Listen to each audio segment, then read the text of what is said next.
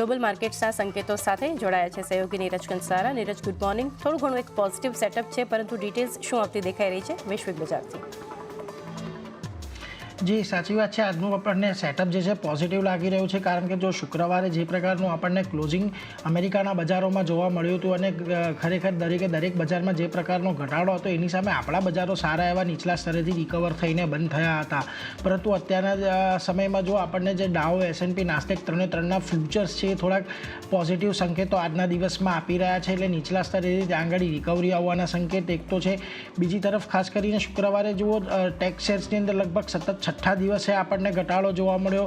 નાસ્ડેક અને S&P 500 બંને ઘટીને બંધ થયા હતા. વ્યાજદરને લઈને જે બજારમાં નકારાત્મક અસર દેખાય છે કે હવે વધારે વાર લાગી શકે છે વ્યાજદર ઘટવામાં, એને લઈને અહીંયાથી ખાસ કરીને ઘટાડો જોવા મળ્યો. ખાસ કરીને ફેસબુક, એપલ, એમેઝોન અને ગૂગલમાં આપણને ઘટાડો આવતો દેખાયો.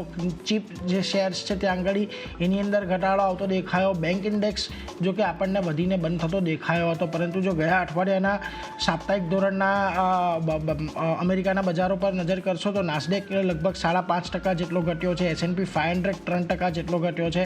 રસેલ જે ત્યાંનો સ્મોલ કેપ ઇન્ડેક્સ છે એની અંદર લગભગ 3.25% ઘટાડો આવ્યો છે. ડાઓમાં જો કે એક પોઝિટિવ ક્લોઝિંગ ખાસ કરીને જોવા મળ્યું, પરંતુ ખાસ કરીને ત્યાં આગળ જો એ પણ એના સિવાય બાકીના બધામાં આપણને એક મોટો ઘટાડો જોવા મળ્યો હતો. એટલે આ બધા સંકેતો પર ખાસ આજે આપણે નજર રાખવાની છે. બીજી તરફ ક્રૂડ અને સોનાના ભાવોની અંદર થોડીક મંદી આવતી જોવા મળી છે. જે પ્રકારની તેજી આપણે ક્રૂડમાં અને સોનામાં ખાસ આપણે જોઈ હતી, અને એમાં પણ ખાસ કરીને જે રીતના શુક્રવારના દિવસે આપણે ઈરાન ઇઝરાયલ વચ્ચે તણાવ વધવાના જે સવારે સંકેતો આવ્યા હતા, ત્યારે આપણને ખાસો એવો ઉછાળો એક ક્રૂડની અંદર જોવા મળ્યો હતો. જો કે ત્યાંથી પણ થોડુંક કૂલ ઓફ આજના દિવસમાં આપણને જોવા મળી રહ્યું છે. બીજી તરફ આજના એશિયાના બજારો જોઈ લો, અહીંયા આપણને દરેક જગ્યાએ તેજી સાથેના જ કોટ્સ મળી રહ્યા છે. નિક્કે, હેંગસેંગ, શંઘાઈ ત્રણની અંદર આજે એક પોઝિટિવ કારોબાર આપણને જોવા મળી રહ્યો છે. તો કોસ્પી, સ્ટ્રેટ ટાઈમ્સ અને ખાસ કરીને તાઇવાનની અંદરથી પણ એક થોડાક પોઝિટિવ સંકેતો આજના દિવસે આપણને મળી રહ્યા છે.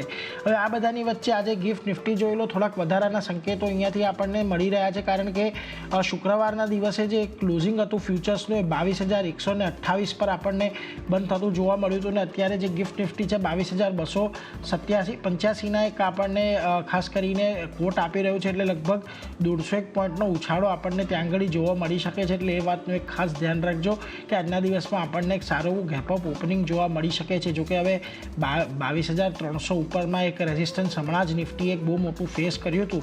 એટલે આજે કેવી રીતે ત્યાં આગળ કારોબાર થતો જોવા મળે છે એના પર આપણને ખાસ નજર રહેશે. પરંતુ ઓવરઓલ પોઝિટિવ શરૂઆતના આજે આપણને સંકેત મળી રહ્યા છે. જી.